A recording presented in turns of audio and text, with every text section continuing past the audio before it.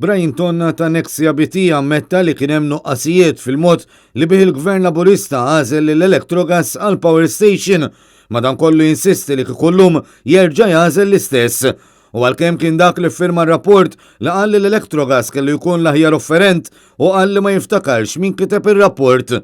Dan ħareġ waqt li Tonna reġa' kien qed jixed quddiem il-Kumitat Parlamentari għal Kontijiet Pubbliċi fejn ukkonferma sehem il-kumpanija tiegħu fil-proċess ta' due diligence. Għandek dubju llum?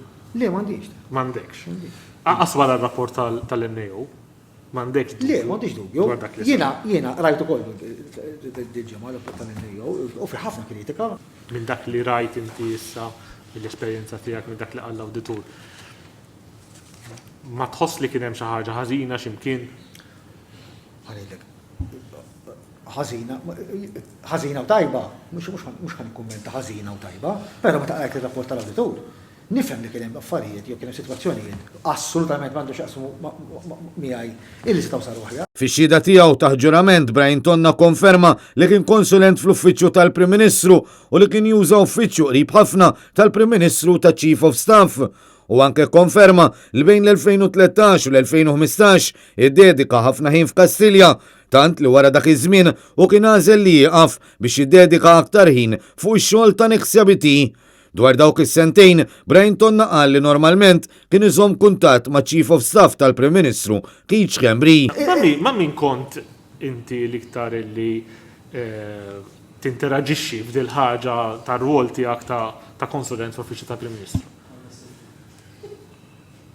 Ħanidlek, normalment, jiena kont nifferma Chief of Staff.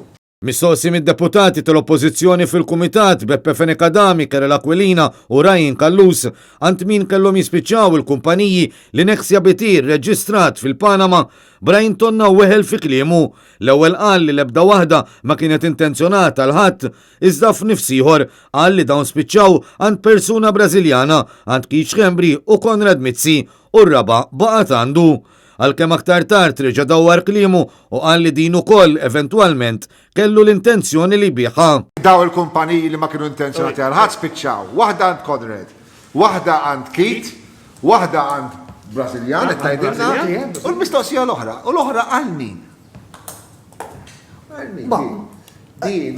Mhux tifaħ. Jiddispeċina ma rridx nidher li da. Però ma kienu intenzjonati għal ħadd. Tettek li di tiegħek.